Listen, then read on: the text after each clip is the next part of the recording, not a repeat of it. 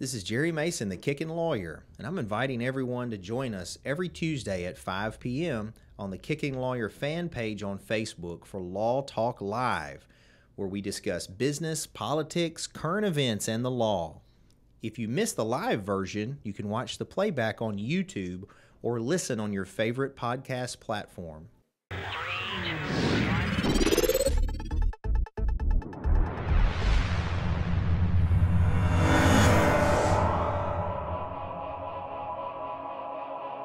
All right, it's Jerry Mason, the Kickin Lawyer. We are not live for a law talk, but luckily my guest was nice enough today to join us to do a pre-recorded one, because if you guys are watching this on Tuesday, the 7th or 8th, I will have had surgery on the 3rd, and today is the 2nd. So that gives you some direction on when we're filming this. But as always, make sure you like, follow, subscribe to the channels across platforms. We're available on podcast platforms, social media platforms, TikTok, etc. I want to remind you to support Miss... Oh, wait, no, we don't have Michelle Allen. We've got N.A. Yeah. So N.A., the band, who will be here soon, Noah and Austin, they actually might come in during some of the filming of this, and their single Wonder Girl is now available across platforms for free. It is a single that it's available for free. And then there's my friend Michelle Allen. So she's your go-to in the area if you're trying to do trying to buy, sell, rent, real estate, whatever. She's your go-to cry-like realtor. She'd be glad to help you out. She's just generally a good person too, so make sure you support her. And of course, Mason's High Octane Martial Arts. That's where I go and had done my kicking until my injury now, where I'm not doing a whole lot of kicking with one leg. But there's other arts that we do there too. I did a video recently. We do stick fighting, stuff like that. There's other things you can do even if you can't kick. Of course, the Cellar Restaurant Prohibition Bar, located off Square here in Covington, and it's open at 4 p.m. every day. Great drinks, great food. Soon we're going to have a DJ Tricky Dickey virgin drink, I think, which we'll talk about. But anyway, hope to see you guys there. Obviously, after the surgery, I'll need lots of drinks. And then Josh will help you out with Masonite Digital Marketing. If you need help with your brand, online presence, website design, etc., he'd be glad to help you out. So joining me today is Mr. Ben Dickey. How are you doing, Ben? What's up, buddy? Man, you were literally half the man you were the last time you were on here. I am about 120 to 30 pounds, I think. Yeah, and you lost it really quick, too. Correct. So let me ask you about that, and then, of course, you can be as transparent or not about it. Yeah. But that's when you lose weight that quick, like I have lost some weight before. Like the most I had lost is in a 3-month period. I lost like 40 pounds the first year I was doing the Rocky Horror Show. And even then, my skin wasn't loose or like hanging or anything, but there was skin. Did you have any issue with any of that as fast as you lost the weight? So I've taken it to another level because I have a trainer, and we're targeting certain areas. Yeah. The skin is not a problem right now, but I'm only 6 months into my thing. And so for those of you who don't know or listening, I had gastric bypass surgery.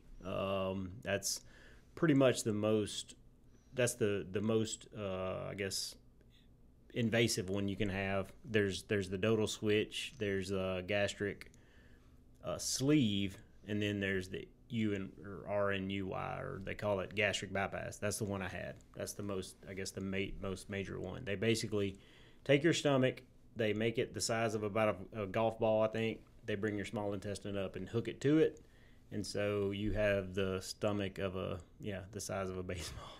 So you still get hungry some, right? Yes. But then you just can't eat? So it takes it. The way it was explained to me, it takes the hormone. There's an actual hormone in your stomach that it takes away that makes you think that you're hungry. And I should have looked all that up. There's some type of hormone in there, but I get hungry, but it's not even about food. I look at food now as a necessity. I've got to put something in my stomach. I try to pick the best, most nutritional thing that I can put in there, because I can only eat so much of it. And right now, I do not get all of my nutrients through food. I have to use supplements. Really? Yes. I have to use... Well, could you not eat more, like 8 times a day? Like real small snack size meals? You can, but it's physically impossible to get about 80 grams of protein in a day. So I do this. Because you just don't have the stomach. Can't. For it. You literally don't have the stomach for it. Yeah, I can't eat. I can't eat a whole chicken breast, and so, there's some things at the cellar that I can eat, which is great. Probably call Dad. Well, he's not watching, but there's the salmon. Yeah. So I can eat salmon. I can't eat the whole fillet though, and then I can eat the not the Brussels. What is it? Well, we got the sides. We got Brussels sprouts, carrots, boudin balls, the bang bang shrimp. We got asparagus. Okay. That's what I was trying to think sorry. of. I can't do the. You know why I can't do the Brussels? Because of what you finished them in. The sugar? No. No. He flash fries them. And you can't. I didn't know that. You can't have anything fried? No. Nothing. So I can't have oils. You can't have that fats because of as a side effect of the surgery. Well, effectively, I guess there is a side effect that happens if I do it. Oh, I didn't know that. Yeah. So your diet had to clean up anyway. Oh man, it's completely different. It's completely. Can you eat different. French fries? No. So nothing fried. No, you don't want to. You can. I mean, you can eat anything. Yeah. In moderation. But I don't want to. But it just runs through you. Right. and the thing about this is, so I'm looking at this as, for those of you who know me, I'm in recovery. That's how I'm looking at this. I am treating it as I've got to attack it mentally, spiritually, physically. And so I have to realize that kind of stuff is the reason I got into the shape that I was in. I see. Okay. So you looked at it almost like it was an addiction that you got to recover from. No, I had a eating disorder. Yeah, well, I appreciate you being open and honest about that, because I think that, there's a lot of people that are like, oh, they may think they can't identify with people that have drug addictions. But you're right, man. There's the big pandemic is probably in America, the food addiction that people have. Yes. And I think, and you tell me what you think about this, I think part of it is in our culture. Yeah. Our whole culture, think about it. When you're going to be social with somebody, what do? Where are we going to go eat? Let's just go eat together. Let's go to the cellar. The whole thing. Yeah. Go to the cellar. Or you go, even holidays. We have this big, giant banquet feast that we're going to do at a holiday, and that's positive memories. And so part of the reason I bring that up, I don't know, you may have experienced some of this, but when I was trying to lose weight for the Rocky show that first year, because I was 265 and I got down to 213. So how many pounds that is. And 213 for me was skinny looking. Yep. Because I'm a bigger muscular guy and I looked emaciated is the word I want to use. Yep. Anyway, but what I was going to say, one of the things I did, it was a trick, is anytime I was going to eat, I would go to the bathroom to eat. Now, not like using the bathroom, but I would go in there because you didn't want to be in there long. I would eat what I had to eat, whatever my prep stuff was. And then if I was going to go sit with someone socially, all I would do is get an unsweet tea. Like that was my trick, because then I stopped associating pleasure and the social interaction with the food. That's exactly, you kind of hit the nail on the head. I don't eat food now for pleasure. It's literally, I need to put something on my stomach. Now I still enjoy it. I still, like I said, y'all got some plates down there that I can eat, especially at your restaurant. And then I found some, like last night I went to downtown Memphis. I went to the Yellow Canary, or I don't know, somewhere by the Orpheum. And they had a vegetable plate. It was amazing. It was amazing. And then I had some raw oysters. So there's things that I can eat. Now, you got to be really careful with going to restaurants, because you have no idea how they prepare your food. Luckily, I know your guy, so I know how he's making. Reggie will tell you what's up. I know how he's making that, but I can't just go anywhere, because you literally have no idea what they're doing to it. There's red snappers a special this weekend. Of course, when this airs, it will have been last weekend, but anyway. They put sugar in it, all that kind of stuff. They flash fry it, and I didn't know that until after the fact. And then you found out. You found out pretty quick, probably after the fact. But those things are amazing. Well, I want to talk about your evening last night too, because it sounded exciting. With the Blue Man Group and stuff. But before we do that, because you're talking about your procedure. Yes. And again, it's top of mind for me, because tomorrow I have my surgery. And I've had a rhinoplasty when we were in high school. I don't know if you remember, but I got my nose broke when I was 16. and competition at World Championships, and it was crooked. And I went and got it supposedly reset. The septum's reset. It was still it's still a little crooked after the fact. But anyway, I vividly remember it because I was put to sleep for the procedure, and I had at that point never been asleep. Well, since then, I had a vasectomy. I was awake.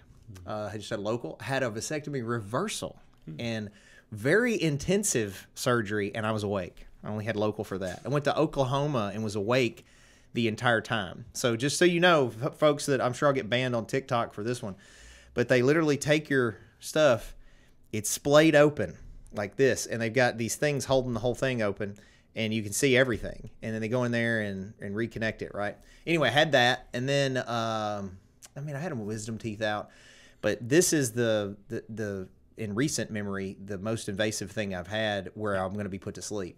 Right. So you had experience. Tell me about that for you. It's actually pretty rough. I was always wondering why my dad always freaked out about me going under.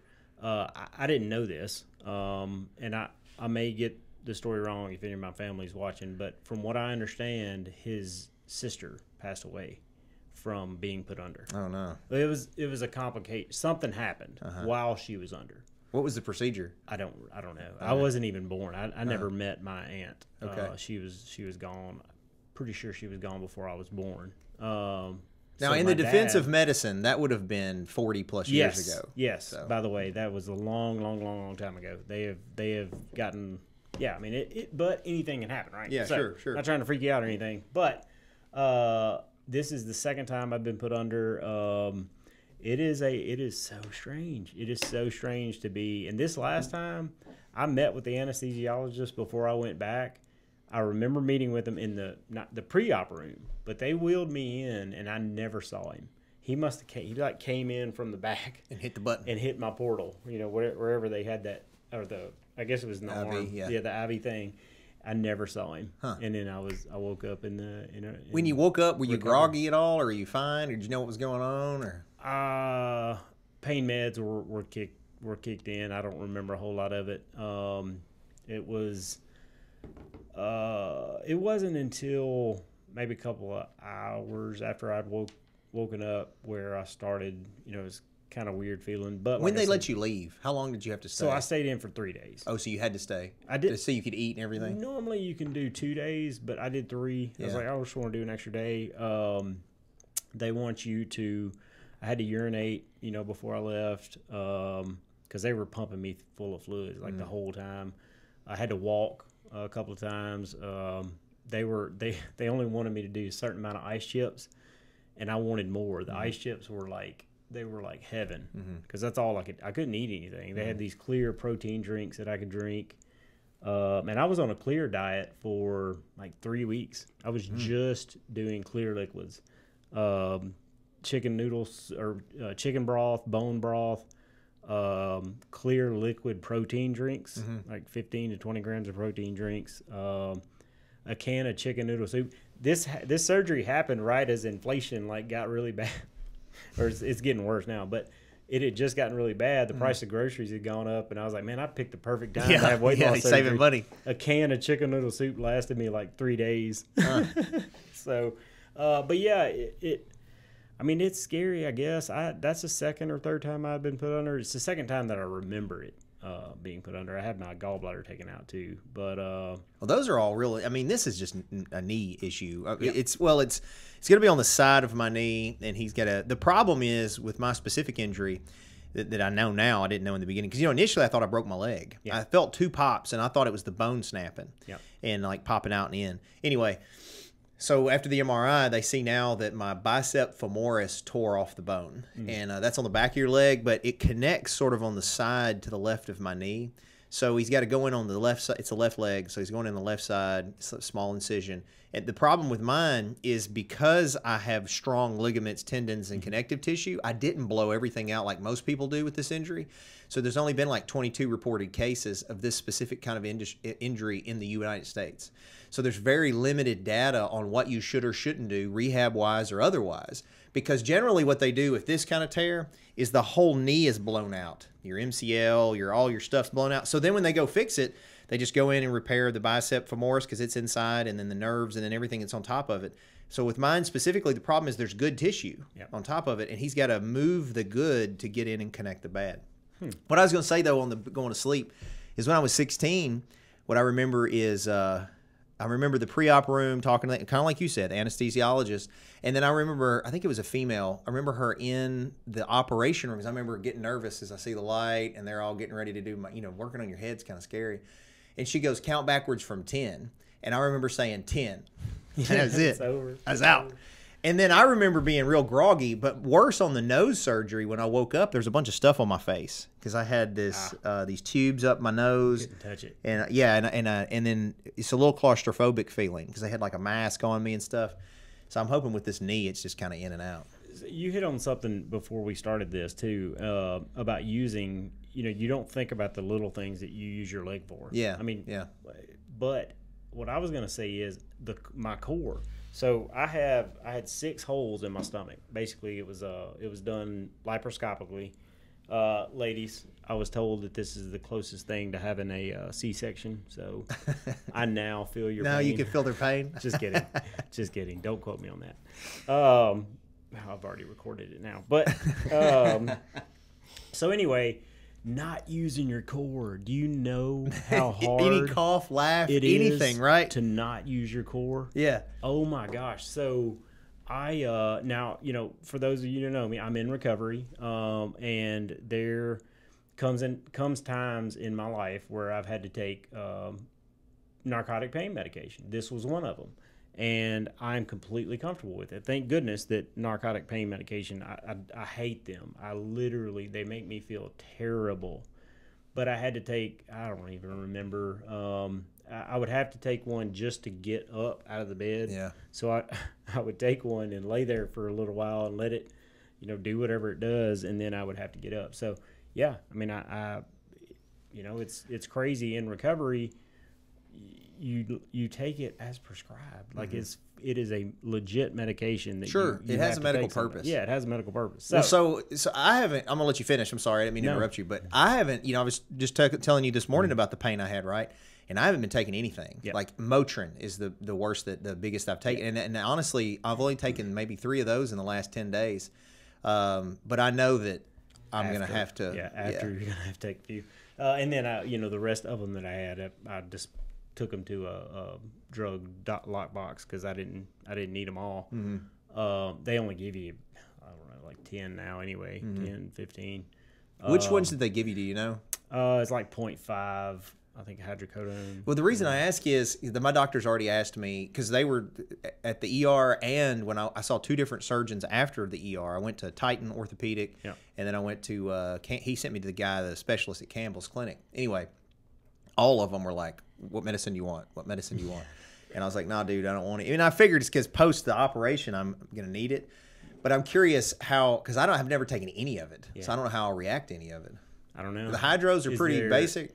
Is there any, you don't have family history of penicillin? I'm allergic to penicillin. I'm allergic to penicillin. Are you? What happens when you take it? I don't know. I've just been told my whole life. It's kind of the same thing with me. I have been told my whole life I am allergic to penicillin, and I've yet to figure out. When I was, I remember being 9 or 10, 8, 9, 10, maybe younger than that. And my mother always took us at the time. Do you remember it was not Elliston's clinic, but the doctor was right here on the hill. The gray-headed guy? Yeah. What was that doctor's name? He's the reason I'm deathly afraid of needles. Yeah, no, that office was like 1950 style. Yeah. Everything was stainless steel. What's his name, bro? Oh my God. I saw him all the time. Anytime, my mother, anytime I was the firstborn, so anytime I had a cough, man, we were at the doctor. She was worried about it. And then they give me a shot. Back then in the 80s, man, they give you a shot for everything. He was so old. But anyway, supposedly they gave me some penicillin for something. And I think I got a rash or something like that. And then when I went back, they were like, well, it's probably penicillin, so he's allergic. So since then, on all my stuff, it says I'm allergic to penicillin. I'm going to have to get an allergy test. Yeah, those, they stab, or at least they used to stab you a lot. I don't know if they still do that. I don't know. I just remember being screaming right over here across the street with that doctor because he was not. What was that guy's name? Manner. I don't know, dude. Man, he was 90 when we were kids. I know. He was the only still practicing. I went to Elliston Clinic before. I went there when it was a doctor's office. As a kid, it was only like once, but I remember it was dark. Yeah. And again, as a kid, you're always scared to go to the doctors. And then my pediatrician lost his medical license because apparently this is a guy in Memphis. I remember his name, but I won't mention it. Yeah. Because I was deathly afraid of him, and that dude was shot happy. Like as a kid, all I remember was you going to the doctor, you getting shot. Period. Yes. That's I think that's why pets are like that. They freak out. Yeah, because they think they're getting one. They're always getting something. Yeah. That's so strange. I wish I could remember his name. Armstrong. I'm sure somebody that watches will remember who it is. I'm talking about when you go up the main street in it's not Main Street. What is that? Not East Street either. Is there a paint store now? Or is that is it? Because you got Brad's place, and then the Allstate, Brad Carlisle's place, and then you got beside. Is he Allstate? I hope I didn't misquote him. And then right beside it, is it a paint store? What is it now? No, it was a house then. Though we're gonna have to walk over there and look, or hobble. I can't wait to watch the comments on this to see if they're gonna be talking remembers. smack about us. Somebody will instantly comment who it was, and then they're gonna say, "Oh man, Ben took drugs." But I agree they should be taken as prescribed. What else? Oh, I was gonna say I want to talk. I want to talk a little bit more about the surgery too. Sure. For those of you who are watching this, and I have gotten hundreds of messages since having the surgery. Well, tell folks what you weighed, why you decided to do it, all that. Let's talk about it. So, it kind of all goes back to my addiction. I was, addicted to crystal meth, and I'm literally told my nutritionist that I'm the only person I know that never lost weight doing crystal meth. Like, is that not that just shows you the level of insanity of the food addiction that I had. I mean, it was crazy. I literally would force myself to eat because I didn't want people to know I was on drugs. Like, that's what I wanted. But, people who knew me knew. And so I had gotten up to about 344 pounds. That's what I weighed. That was your max weight. That's recent years. Yes, that's 42. That was 7 months ago. Oh, really? Yeah, that was 7 months ago. That's a lot. Dang, 7 months ago. Because you look like you're smaller than me now. I'm 43 years old, and weighing 340 something pounds is not okay. Mm-hmm. It's not okay. Sedentary lifestyle. What are you down to now? So now I'm about 108 now. I don't even know. So there's a whole other component to that I'm going to talk about in a minute. That's why. And I have tried diets don't work. I was talking to a nutritionist before I started. The problem is I was already 300 something pounds. So I got a case of I can't do that. I can't, telling myself I can't do stuff. She was really good, and I just hired her back. She's a licensed nutritionist, dietitian, and she's the best. And so we started talking about intuitive eating and mindful eating. Sitting. There's so much stuff I could talk about with this. But I chose it. And me and my primary care, I highly suggest you talk to your primary care doctor. Do not just make this decision. This is a major surgery. It's a major deal. And statistically, 50% of the people who have this surgery put the weight back on.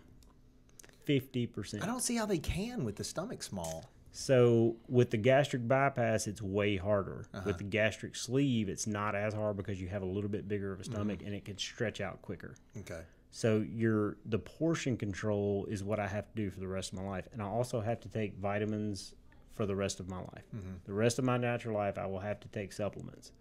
I physically cannot get enough food to sustain my body right now. Mm-hmm. I can't get enough. I can't eat enough to sustain me, nutritionally. Yeah. It kind of sends you into starvation mode. So anyway, there's a lot to all that. But if you follow the directions and if you follow exactly what they tell me, and I have, and I've done everything they've told me to do.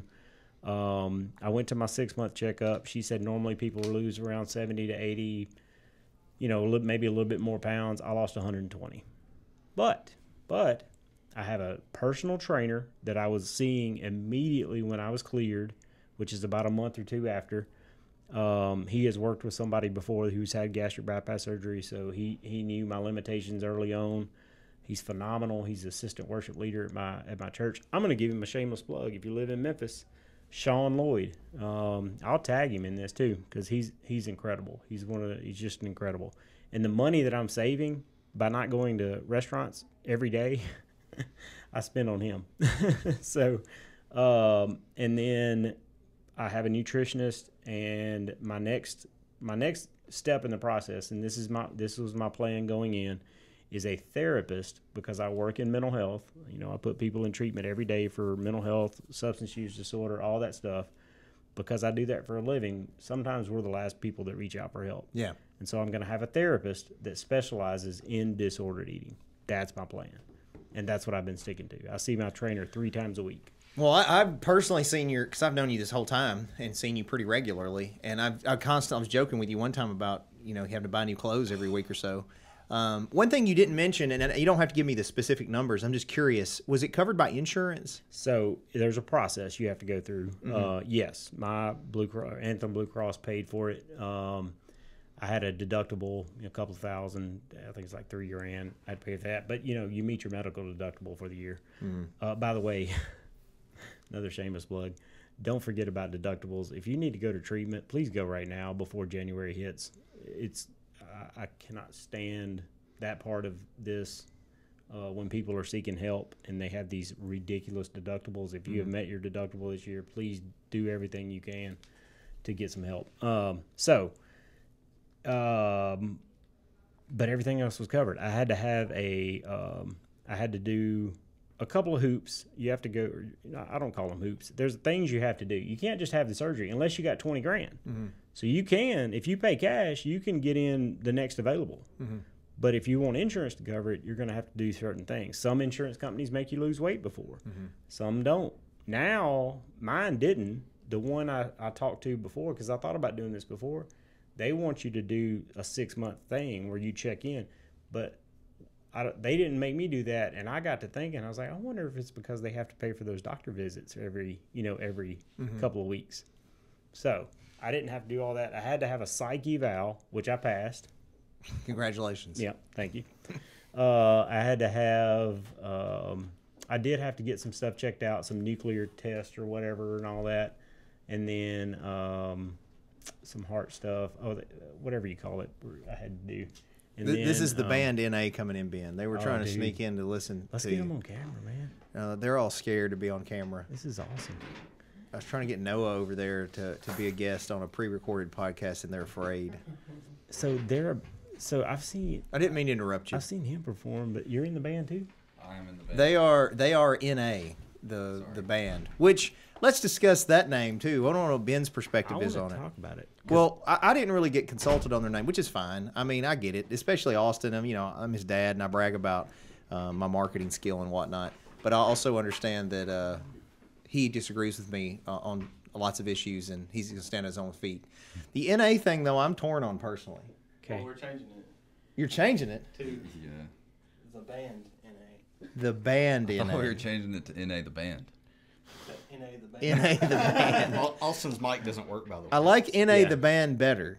I do like NA the band better, I think. But the NA, because all it makes me think about as an old person is not applicable. Well, yeah, I think of it from a marketing standpoint, and how anytime you do a Google search for NA, nothing will pop up simply because of the fact that Google's going to think, oh, you're searching for not available. So, we're changing it to the band NA, removing the slash. Just making it NA like nah. Nah. Yeah, pretty much. Nah, like the Knights who say nah. It also stands for Narcotics Anonymous, by the way. Oh, does it? There are narcotics. Well, go ahead. So this is, and I've told many people this. I think if you're having a baby, if you're watching me right now, I need you to have a baby, and I want you to name it #, but not the name, just the symbol. Think about your Instagram, bro. I think you just got somebody pregnant, Ben. Right? I mean, that was just looking. That was just my eyes. But seriously, like #, the symbol. Yeah, well, Prince did it. I mean, right? Yeah. We're not Prince. There's a reason Prince did it. It was because his record label owned Prince. So the way for him to get around, I think I'm right on this. The way to get around it was he became the artist formerly known as Prince with the symbol. Yeah. What I was going to say, though, is you made the comment about NA was Narcotics Anonymous. So when we first did, well, it's happened to me twice. When I did the High Octane Fighting Championship, if you go to highoctane.com, don't.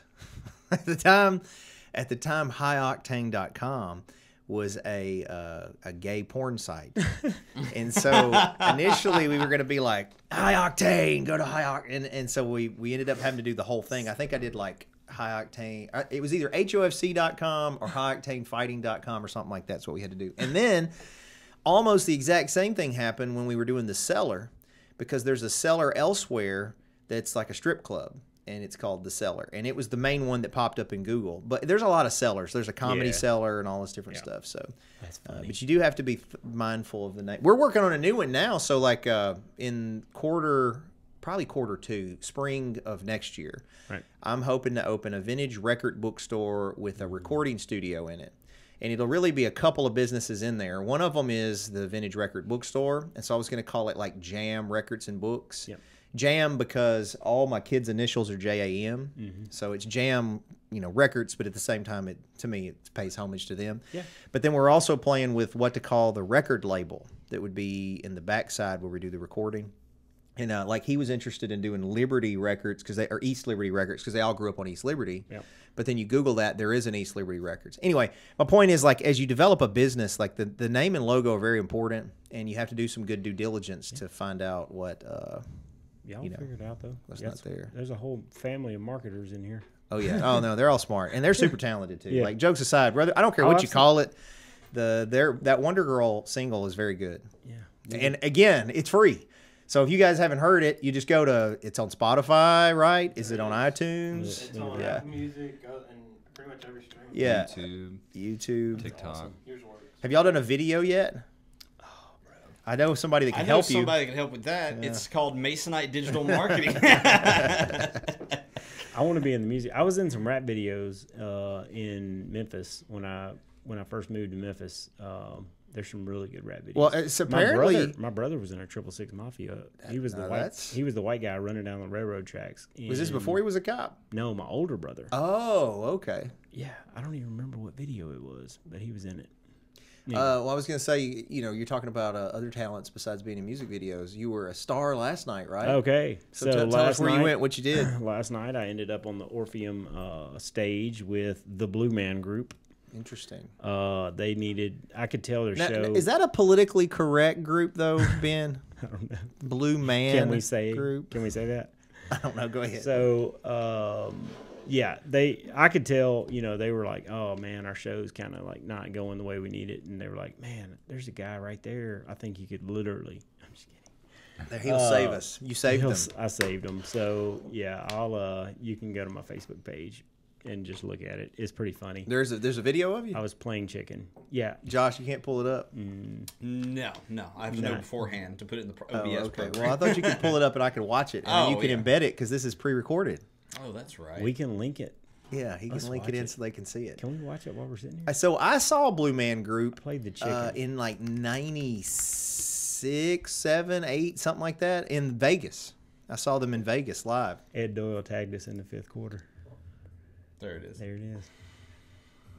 Yeah, Josh, you can embed it so people can see it as we're watching it. Is that you? That's me. Have you got ear muffs on? They put ear muffs on me for some reason. I guess to protect me. I don't know. Are they painted or is it a mask? So they're wearing blue nitrile gloves, those blue like hospital gloves, but their face, I've yet to figure it out. I'm pretty sure it's paint. What do you say? You just said your name? No, I'm not talking. Nobody talks on stage. I rolled my sleeves up and they pulled them back down. Why'd you do that? And then, watch this. They pull out props. And so I thought you were going to say you're going to pull something else out. I'm about to choke my chicken right here. Well, that's what I thought was a... There it is. Oh, it's what's happening. There it is. We just played the chickens. You played the chickens. In the microphone. Was it the da-na-na-na-na-na? That's what they do. They take all this stuff and make sounds and make music out of it. It's the coolest thing. They had, back when they first started, you remember the PVC? Yeah, would have these that's when I saw them. And it was all the paint going everywhere. It's way more high-tech now. There's thousands of dollars worth of LED screens, and it's just a huge production. And it was full. It was packed. Yeah, I was curious if it's the same group because I mean I know probably not from 20 years ago when I saw it, but My friend was researching that. I haven't looked it up yet, but I think there's some touring. There's some other ones that yeah, tour. I touring figured acts, so. because I mean all you got to do is put them in blue. Yeah, basically. I don't think Well, NA now has you know, you can always aspire to be a blue man that's true. group. I mean, they make a lot of money. And well, they don't sing. I could do that. I I could paid probably be a $100 blue something man. a ticket just to sit on the second row. But anyway, yeah. So I had fun. It was just a great show. I saw a picture that you Now- were there with a lovely young lady. That's my friend Jenny. Yeah. So She's that was a really good question I friend. was going to ask you, not about Jenny specifically, Ben, but you know, you're a very eligible bachelor. Yep. You have been an eligible bachelor for a long time. About 43 years. Yeah. So if I didn't know you as well, because I know you very well, I'd probably know you as well as just about anybody in the world, honestly. I mean, we go way back to go way Cheetos and underwear and everything. Yes. And I know you are completely heterosexual. I feel like we need to explain that a little bit more. No, but I was going to say, we were kids, spend the night with each other. Anyway. we were best friends. Yeah, We still yeah, are. yeah, still are.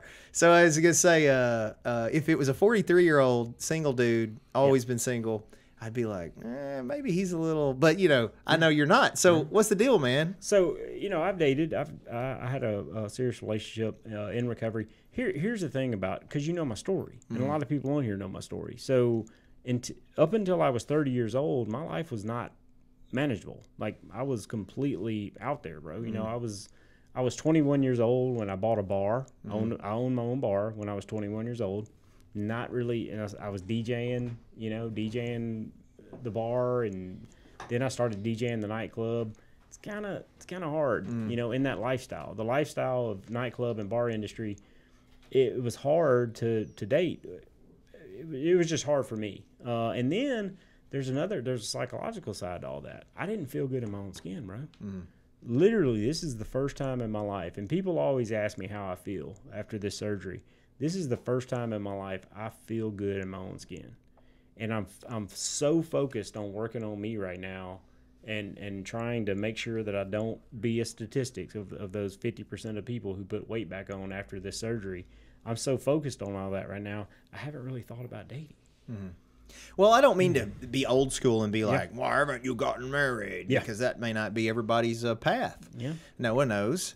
Everybody's got their own path, right? It's just that, we're not getting any younger. And I think you'd be a great dad. That's You're the super thing. funny, fun person. Yep. And I think you'd be an awesome father someday. That's another thing. Yeah. Of course, I don't guess you got to get married for that either nowadays, right? I was raised by a mom I have a real mother, and then I had a stepmother that stepped her game up and became him. So being raised by a step parent, like I don't think you have to be blood to be a dad.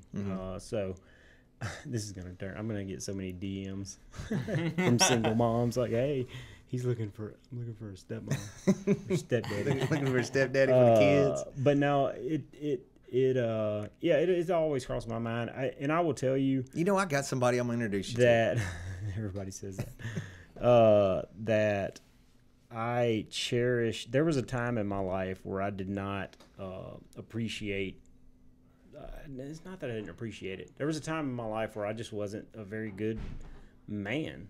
I don't feel like I was the best man that I could be, and I still fail at that daily. I try to be a better man today than I was yesterday. It's kind of my thing. And my female friendships mean the absolute world to me. Like I truly cherish them, and a lot of the time I'm going to New York over Thanksgiving with one of my best female friends, and it is strictly a friend thing, and that's That may be something your that I've biggest. grown. That may be your biggest point of self-control, Ben. It's it's kind of funny. They are I do have very beautiful friends. Look, I'm gonna go ahead and tell you, if Sugar Daddy goes somewhere with a female, Stop it. I'm just saying, it's not gonna. Did you call yourself Sugar Daddy? I'm just saying. My dad's nickname is Buddy Love. I know. Your dad's a player, man. Oh man, he's just a good he's dude. fun. He's tons of fun. He comes to the cellar all the time. Just a super sweet man. He is. He's very nice, and that's part of why y'all are the ladies like you That's because right. you're good dudes. We're super sweet. Well, not the sidebar Ben on the Sugar Daddy thing, This but is getting weird. yeah. So I was going to tell you though, I respect what you said about you were learning who you are and your growth, personal growth, and all that stuff. But look, I want to tell you, some people I think are genuinely good people. and they still screw up, right? They're gonna make mistakes, right? And then some people aren't, and I think sometimes there's people who aren't, and I think they try to make the right decisions. You know, they're trying to be better, but they just it's much harder for them, I guess, is a better way to say it. What I was going to say is, I think you've always been a genuinely good person, though, Ben. Like, I appreciate it. The whole time I've known you, I don't ever, I get vibes from people. Never gotten a bad vibe from you. Never got, I think you're just, I don't think you mean ill towards anyone. I think you're a good dude. Yeah. And that's, what I do for a living. Like, once again, I have to talk about this too, because I am counting this as a work trip. Getting my mileage paid. Yeah, tell them. So, with addiction and what I do and putting people in treatment every day and getting people help for mental health, the addiction is just a symptom of the problem. Now, the problem with addiction is nobody likes addiction, but it's a disease, okay? And I'm not going to go down that rabbit hole because I don't really want to make the whole thing about drugs. Which we did good. We did not make this podcast about drugs. No, man. Look, he always tells me all we're going to talk about is drugs. I was joking. I don't really talk about whatever else. But addiction, the drug and alcohol, it has such horrible symptoms to it. But it's in the same category as any other disease. The problem is when you have, and this makes people so angry when I say it, when I compare it to cancer. Okay, cancer is horrible. Please don't get it twisted. But it's a disease, right? And so addiction is a disease. The problem is we don't like the symptoms of that disease, because the disease of addiction will cause you to steal, will cause you, the drug addicted person, to steal from you, and then they will help you look for your own stuff. How do you love that? Or how do you love somebody saying, I hate you, you're the worst mom or dad, I hate you, I can't stand you. What do we do how do you react to when somebody tells you that? But when somebody gets cancer, everyone's like, oh my God, I love you so much. Let's have a 5K in your honor. Let's raise money for this. Let's do that. Well, I would give you a little pushback on it. I know you will. But now, that's fine. and you need to educate me on this, right. Okay? The pushback I would give, and this is on the other side of the argument. Cancer, there wasn't a choice there.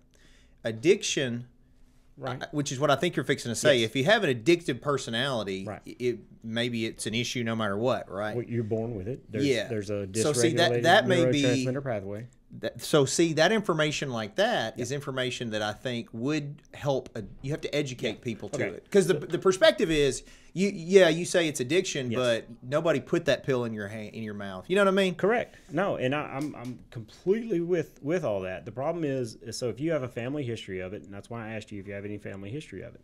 So you're born with you could be, and we've got all the studies. You are technically born with a broken neurotransmitter pathway, and whatever drug. So opiates, I hate them. They make me feel like crap. But you know what doesn't is uppers. Mm-hmm. So meth, cocaine, whatever. I love that. That was my favorite. I really didn't. Alcohol always led me to my drug of choice, which was the cocaine or whatever. So. My neurotransmitter pathway that's dysregulated is different from my person who is on heroin or opiates. All right, so that binded to that neurotransmitter pathway, which made more dopamine flow into my frontal lobe. That's what makes it a disease. And y'all, the opiate epidemic and the benzos, and alcohol. Benzos and alcohol are still the most dangerous drugs. Period. Alcohol is one of the most dangerous drugs ever. And it still kills way more people than anything else. It doesn't kill them like what you think of like an overdose. It shuts your body down. It's just so bad on your body. But benzos are second. They're those two drugs are the most dangerous drugs to come off of. So if you've been on your Xanax daily for 20 years, you better not stop taking it on your own. You're going to have to go to treatment to get off that, which most doctors aren't going to take you off. They're not going to take you off of it without going to treatment. Benzos are great drugs. Xanax, all that stuff was cool. I don't believe it. I think, why are you not treating the underlying anxiety? Like, what is it that's causing you anxiety? Is it trauma? Why haven't you confronted that? Why do you have to take Well, just to clarify, though, because I I see where Yep. where your point is. I'm just trying to, in my head, unify the argument About that addiction addiction is a is the disease. same Right. type of disease as a cancer. That and there's arguments that people should have done other things when they end up with some kind of cancer, but they could be predisposed, like you're talking about. But if you have this addiction disease, do you feel like that addiction is going to manifest some way? Like, unless you are addressing it, my point is, like, can you have the self-control to not? No, you can't just say no. Like it changes the physiological makeup of your brain. Opiates and I'm saying fentanyl- before you take them. I think he's saying Yes. initially, yeah. Yeah, No, so like so you- if there I've is a never done, choice. my, Yes. my grandfather was Right. an There is a alcoholic. You knew my choice. granddad, right, Yes. Poochie? And great dude, but he did stop drinking, but I think most people would have said he had been an alcoholic. Right. So I have been my whole life somewhat mindful of maybe I have what you're talking about, right? Yep. So that's like I was just saying, I haven't taken pain medicines, right? You good? How are we on time? I got whatever time. You need to go somewhere? No, Okay. no. I mean, just like talking to you, Ben. I like talking to you too. So what I'm getting at though is, if I say, look, I'm not doing pills or I'm not doing whatever, and I don't ever do them, my question was, do you feel like that is going to manifest some way? My addiction disease will manifest anyway. It can. Okay. So let me tell you a little quick story about all this, and I'll try to tie it in a little bit more because there's just so many studies. I mean, we have the data, we have the journals of medicine, we have all of these people who have come together who absolutely agree. All the medical professionals in the world have now agree addiction is a disease. Now, yes, it does start with a choice. Let me tell you a story about this guy I put in treatment one time. He was 40s, I don't know, mid 40s. Both of his family, I think his family even died. Maybe his dad and his mom died from overdoses, addiction, whatever. He had made it 43 years without putting any drugs in his body. Alcohol. He knew that he was predisposed. He knew that he could possibly, love this, and it would take him out eventually. So, and plus they didn't tell him what he grew up in. I mean, let's just be real about the trauma, and y'all, that's what you also have to understand. The drug is not the problem. What is it about yourself that you don't like that makes you want to change the way you feel? You have to change here and here. That's how you heal from addiction. The drug is just a symptom. That's what you're using to cover up the pain. Pain plus drug of choice equals relief. The problem is that circle just gets worse and worse because the relief gets shorter. Then you have to increase the drug of choice, which makes the pain go away quicker. But that whole equation just stops working. So this guy, 40-something years old, never used a drug in his life. He had to have dental. Went to the dentist. Something happened. He needed oral surgery. Something happened during that surgery where he needed to go back, and he ended up having to have like 5 surgeries. Every time, what'd they give you? They gave him a bottle of pills. Within 6 months of taking those pills, he was shooting heroin. Dang. Yeah. And his progression in just 6 to 7 months was just horrible. He was already shooting heroin because he was genetically predispositioned to addiction, to substance use disorder, and that when those opiates hit his system, Bob and Bill, there's a thing called the broken brain. Opiates affects this guy completely different than it affects this guy. Alcohol affects this guy way different than you. You don't have a problem with alcohol. I mean, people that do though, and so that's what makes it. That's one of the biggest things that makes it a disease is because you can be genetically predisposed to that specific drug binding to your broken neurotransmitter pathway, which causes the more and more release of dopamine to your frontal lobe, which is what causes addiction. The dopamine is the feel-good stuff, and if folks need assistance on that, they reach out to you or your company. Yeah, I work for Vertava Health. We got treatment centers all over the country. When this airs, I'll put my name and number and all that stuff in the thing. But yeah, I mean, it's hard though. It is hard because please don't DM me about, F you, because, like you said, my family didn't choose, my loved one who died of cancer didn't choose to have cancer.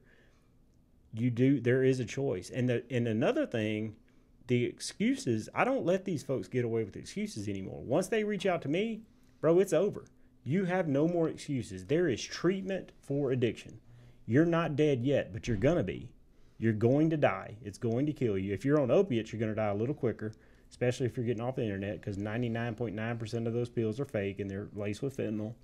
That's the new thing I was going to say, by the way. God, we can the go fentanyl down. thing is, we're seeing it in the criminal defense world. It's the new thing that everybody's getting is fentanyl. Dude, everything's laced with fentanyl. Meth. Like, bro, if my meth would have been laced with fentanyl, I'd have been mad as heck.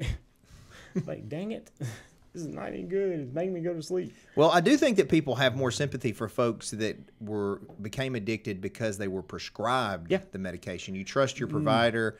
And then, of course, back in, I've seen a documentary Netflix had on it where they were talking about how the doctors were basically, they were getting wine, dine, and often paid to prescribe these narcotics. And there was even studies that showed they shouldn't be doing that, and they still, not all of them, obviously, but I think that's a large reason why the pandemic, there's such a pandemic with these opioids. Yes. People got prescribed them. I know some people personally that, close to me, that I think are on them, and I think it's, and they were prescribed them. Yeah. Well, that's what, like I just said, if you're taking a daily pill, if you take a daily narcotic pain medication or a daily narcotic benzodiazepine, meaning Xanax, whatever, if you're taking that daily and you've been taking that daily for an extended period of time, you are not, I'm not saying you're a drug addict, you're not, but you are physically dependent. You cannot just stop taking. You cannot, if you're drinking every day, you cannot just stop. You have to have a medical detox. Luckily, I've got that option. So we have a medical detox. I can pick you up, take you down to treatment, bring you back home, and you can do the rest of your stuff in outpatient if you need to. But they have the long-term stuff. Also, the days of going off to treatment for 6 months to a year. It's kind of not realistic anymore, especially for our working professionals. I have working professionals, people, CEOs, because addiction doesn't discriminate. You can be looking at someone struggling with addiction anywhere. And I put those folks in treatment. I had a lady who wanted a private pay because she didn't even want it to go on her insurance, which is fine. Not everybody lives their recovery out loud like I do. But you have to be medically detoxed from it.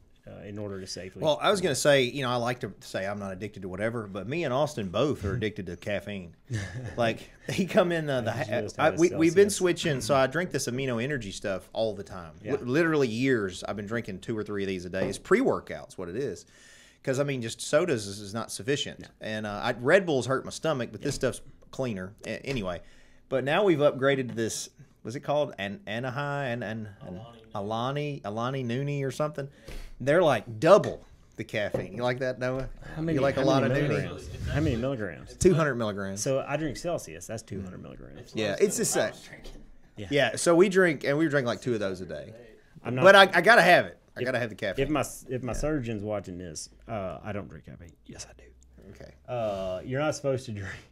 You're not supposed to drink caffeine after you have surgery because it's a diuretic. But I have a cheat. My good friends, they're not watching either, but my good friends over at Ageless Men's Health in Memphis, Tennessee, they have locations everywhere. They give me the Mars, what is it? It's a bag of fluids.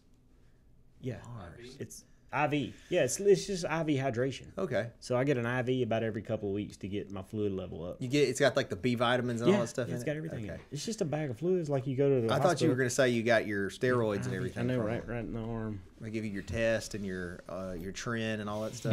I know people look at you and say, "You're on steroids, bro." Who, me? Yeah. Until I get beside someone who is, and I think it's a clear difference. It's a little different. I'm always proud though, because even in powerlifting, I competed with everybody that was juiced to the gills, and I won my divisions natural, which just shows you can. Now I didn't look like them necessarily, right. You can. But I'm gonna be honest, Ben. At our age, most of us probably need testosterone.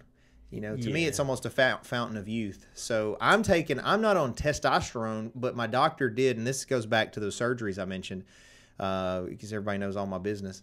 Because Madeline and I were trying to get pregnant. Yeah. So he put me on Clomid, and Clomid is it naturally increases your test level and your fertility level by activating the pituitary gland. Yeah. So I've been on Clomid for 5 weeks, something like that. But I haven't noticed obviously with my leg messed up, I'm not really squatting. I didn't notice huge increases in strength or anything like that. I haven't noticed really anything, honestly, with it. Yeah, I don't do the trainer thing. Gosh, it's so awesome that he teaches me all that other stuff, that using your body weight and using there's every muscle group I work out every morning that I'm with him. So I like that guy. I'm not lifting a lot, doing a lot of push-ups, sit-ups. Well, even Jason Glass, my buddy, Total Fitness. There, we're doing all these plugs, Ben. Yeah. Jason gets on to me because Jason's 47 or 8, and I'm 43, like you.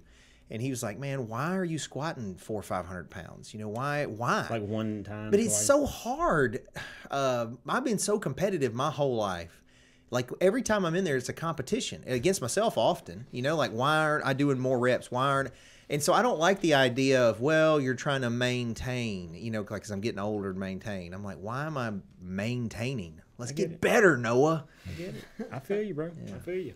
So. Anyway, I'm loving it. I'm loving this new life. Well, you look sexy, Ben. The weight loss thing, like I said, if anybody watching this has any questions about that, I love to talk about it. I love to talk about anything. And then, of course, if your loved one ever needs treatment or you need treatment. So I'm going to ask you a question, completely different topic, and we'll shut up here in just a second, okay? Because we're working on an hour, and I'll be quiet. Yep. But I may have asked you this before, Ben. I know I talked to Aaron about it. We've talked about it numerous times on this podcast. Oh, God. The movie Nightmare Sisters. Oh, man. That's so Do you remember Nightmare Sisters? We talked about this at Okay. Comic-Con. By the way, Comic-Con coming back next year. Yeah, that's right. Another plug. The guy that I had on last week, Bronson, is the big horror guy. He's the guy that was wearing the shirt. And matter of fact, he was on the podcast last week wearing the Nightmare Sisters shirt. That could be the reason that I'm still single. Because you've got such high standards. I have such high standards from the ladies that were on that movie that maybe I'm looking for that. So look, so Noah and Austin, let me explain. Let me set the stage Did they for see you. it? No. But they could. I'm sure they could Google it. Anyway, when we were children, we didn't have access. It wasn't instant access to see a nude female. You had to go searching for that stuff and hunting it. And so when we would spend the night with each other, Preachers watching me, this. Ben, Aaron, it's normal. I know. Me, Ben, Aaron, normally me, Ben, and Aaron, sometimes Tim, sometimes Tate, whoever was with us, right? Yeah. We would go, our weekends, because we didn't have phones, you didn't have Nintendos and all that. We eventually had it, but the weekend was you go get pizza and you get a movie, you rent a movie. Yes, So we would go to usually a locally owned store, and those locally owned stores, unlike like a Blockbuster, would have some like C and D level video stop. Video stop, video vision, and they often had a secret room in Aaron the back. Carson's dad had one. I remember that. You knew you was in the real place when it was somebody in there behind the register smoking a cigarette. Yep. Yeah, they usually had an eye that was going somewhere else. Yeah, you weren't sure if they were looking at you. Anyway, so we would go in there to rent a movie, right? Well, our focus on the movie wasn't the plot. It was the cover. Yeah, it was whether or not there might be something that we normally didn't get to see. Anything better than the Sears catalog bra section. Yes, which was used quite frequently. Anyway, so we would rent this movie called The Nightmare Sisters because it was horrible editing, horrible sound effects. The whole story was terrible. It was about these succubus demons and this college dorm thing. Anyway, go to images. Yeah, there you go. You have to show them, Josh. That's it. That's the cover. That's Nightmare Sisters. Lord have mercy. And we wore that movie out. Yeah, we rented that movie all the time. We would disappear. But it had so many unique components. Like one of the guy in it, his name is Dickey Flyswatter. That's what his credit was. It was the guy that was like the Swami or whatever at the beginning. He pulls his head off and stuff. But anyway, I have these such fond memories, Austin, of Nightmare Sisters.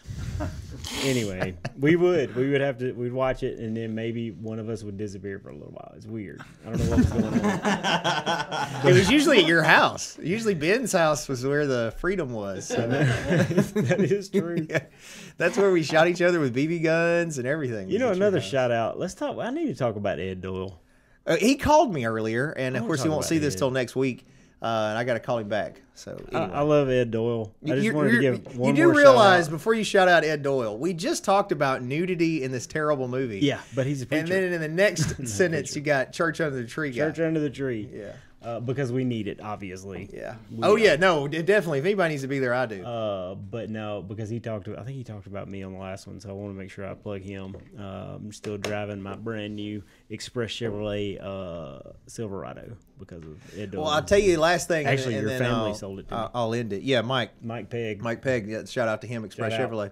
Yeah. So the last thing I'll say is I was just talking about you and Ed yesterday. Yes. And what I was talking about is people that I think are people that help you for no reason. And so, like with the Comic-Con, you and Ed just showed up. I didn't ask you. You came in to help, and it was just going to be me and whatever family I had around to load the stuff. Yeah. You guys showed up for no reason, and I greatly appreciate that. Yep. That to me is true friendship. And it's so weird. Like, everybody know I love my hometown, Yeah. And I'm coming back. I'm coming back to Tipton at some point. I moved to Memphis to get my life back in order, and my life's back in order. And so this is my home. I feel like I'll be back here, probably not in the next year, but it's coming because this community means the world to me. And this community is about to be, It's going to blow rocked. up. It's about to be rocked.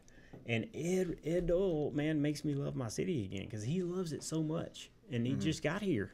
Yeah. And so he's... Yeah, I told him that I was curious, and he could still prove me wrong, but I was hesitant to fully buy in to Ed Doyle because he does so much and he's so on all the time. He doesn't, What I like is he's not a car salesman. Yeah, no, he's not. But has the no thing is, idea about cars. maybe it's the smartest marketing deal because he's selling the hell out of these cars without selling cars. Without selling cars. Yeah, Anyway. they just got a third dealership. I know. Yeah, Dyersburg. yeah, that's crazy. Anyway, I just wanted to talk about him because Yeah. I don't know if I can't. I may be able to make fifth quarter. I don't think I'm going to be able to DJ it. Well, I'm gonna be laid up, so I won't. Yeah, be you there. will. Yeah. So praying for you, bro. Thanks, man. Everybody send Appreciate it. your prayers out to Jerry while he's recovering. And like I said, most folks know what I do for a living. If your loved one or whatever needs help for addiction, y'all can always call me. Mental health, we got mental health resources, and we're treating adolescents now for in outpatient only. Outpatient for adolescent behavioral issues, oppositional defiance. Well, I can't. I'm not going to talk about the actual disorders. If your kid is struggling mentally or with addiction, you guys can reach out.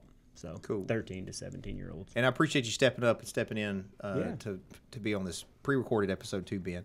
So last thing, since we got NA the band here, NA the band, any announcement? Oh my You want to do a song or anything? Anything y'all want to do? No. No? No band. No song. No band, no song. Who's in here now? Okay. All right. Well, I guess we'll sign off. So I appreciate all you guys watching. Don't forget to subscribe, like, follow the content. We're on all social media platforms as well as podcast platforms. Don't forget we're on TikTok. Lots of activity there. NA the band, who was here today, their new single Wonder Girl is now available across platforms. It is free. You can download it at no cost, so make sure you go check them out. I want to thank Michelle Allen. She's our longtime sponsor and your go-to in the area for buying, selling, renting, leasing, etc. Anything real estate. She'd be glad to help you out. Of course, Mason's High Octane Martial Arts, located in Covington since '93, creating champions, black belts, and kicking lawyers. Just visit masonsmartialarts.com and we'll get you started on your own journey. And the Cellar Restaurant Prohibition Bar. Every Tuesday we have trivia. Every Friday we have live music. It opens at 4 p.m. every day, 7 days a week. Great food, great drinks. And if you need any help with your online presence, marketing, websites, etc., Masonite Digital Marketing, we're glad to help you guys out. So again, this one's pre-recorded. Hopefully, I will have been recovered sufficiently in order for next week to be live. And appreciate you guys tuning in. Keep kicking.